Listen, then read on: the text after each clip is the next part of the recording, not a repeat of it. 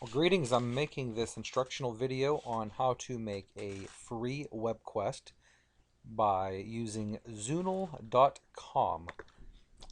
So I'm going to show you how to go to the website, just www.zoonal.com. And when you get there, you'll see that you need to register unless you're already a member. But if you aren't, you just simply register and enter your information and create your account. I've already created an account, so I'm going to go ahead and go back and show you how. I'm going to log in using my pre-made account, and you get to the dashboard. Now with the free account, you can only make one WebQuest, one free WebQuest. If you're a paid member, you can make several, but you can at least make one with Zoonal. So I'm going to go ahead and you're going to want to create a WebQuest, but I'm going to go ahead and show you the one I made, and kind of show you around and how to use Zoonal. Like I said, it is real simple. So the one I created is about the Battle of Gettysburg. So I'm going to go ahead and view it. Now all WebQuest formats on Zoonal are pretty much alike. They have the exact same functions over here, just like most WebQuests. They have a welcome, introduction, task, process.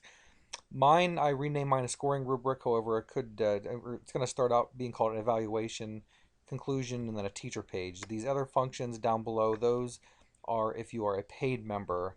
But truly they're unnecessary because you can create actually a really great web quest without them. So the welcome page, you're going to start off with editing it, and you can put an image in there.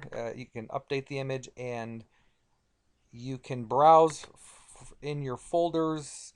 I suggest creating a folder with just images that you've downloaded from the net to import into your web quest. I do recommend putting images for each of these sites just because I think it's great to have a graphic in there to kind of jazz it up, make it look nicer, I guess, and pique interest. So anyhow, the welcome page is just that.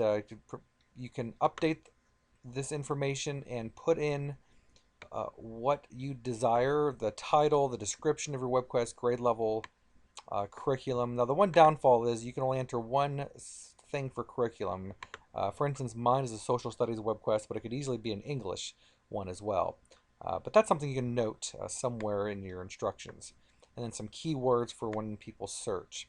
What I like about each of these sections, for welcome, introduction, task, and so on, when you do update the content, you can look down here and it'll tell you under what is title page, it'll tell you exactly what is expected to go here.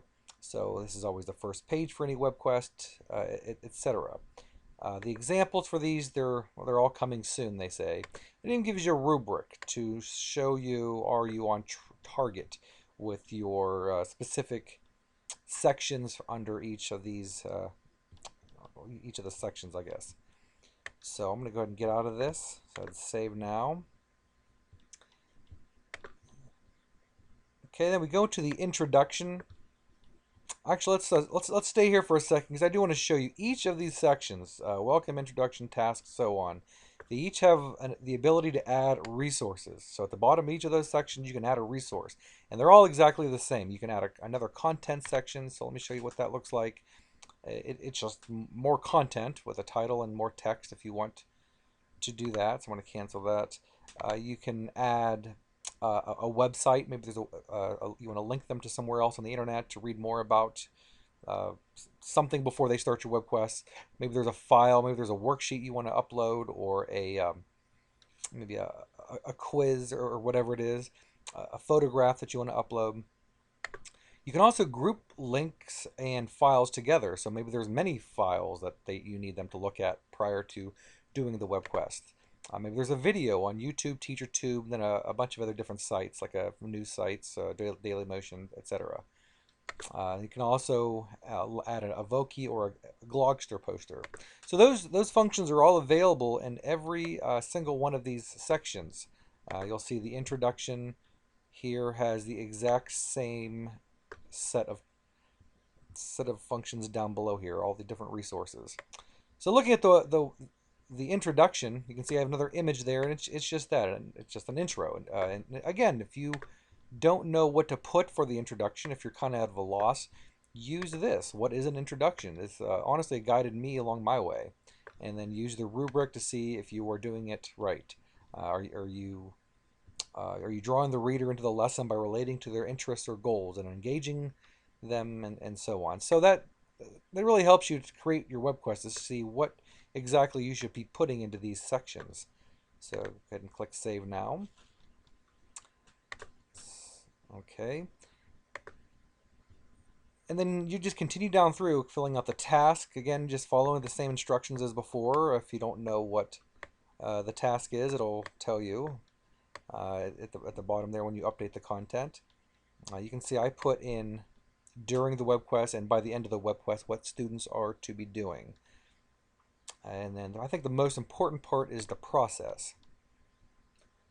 And the process, once again, you'll see another graphic, is the step-by-step for the student. And this is where you're going to put exactly what the students are to do, the links if you want them to, you're going to want them to go out into the internet. So I bundled my links together. So in my web quest, students are to, I'm going to go to the top here. Let's say step 1, navigate through the web links provided for July 1st, 1863. So that's the first day of the Battle of Gettysburg.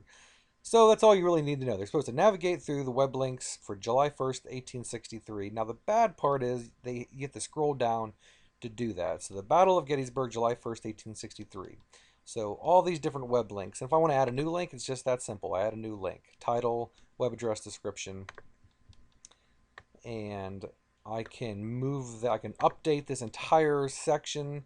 So this link group that's what it's titled. This is the description. If I want to update that later on. And if I want to move this down, maybe I don't like that in its location. You can see where its location is right here. Maybe I want to move that down to below this section. Well, I just click down.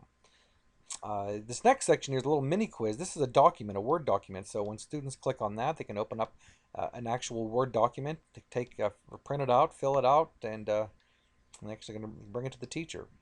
So all these sections are pretty much the same. And at the very bottom, I have additional resources, websites, and all this was created by just using this toolbar, by adding resources. And most of my stuff was grouped. So a group of web links, as you saw above. I didn't have multiple files. I did have an attached file. That quiz was an attached file. I think I had one video in there somewhere. I didn't have any photos I attached. So again, it's real easy, and you can do a lot with this. So when you're done with that, let's go back to the scoring rubric. I think this is an important piece of the web quest. I created this in Microsoft Word, this scoring rubric here, and just cut and pasted it right into here. And one thing I didn't show you, I guess, is each one of these main sections you can manipulate the font, the boldface, underline, and so on. You can insert links, but like I said, I just cut and pasted from a Microsoft Word document right into here, which you can do as well. I suggest that just so you can see if words are spelled correctly, and you can. There's a lot more functions in Microsoft Word than you get here, so you can just paste that right into that. So I'll go ahead and save. I think the evaluation tool is important to have so students understand exactly what they're to do. And then there's a conclusion, which is just sort of a wrap-up. Again, you'll notice it looks very similar to the other pages.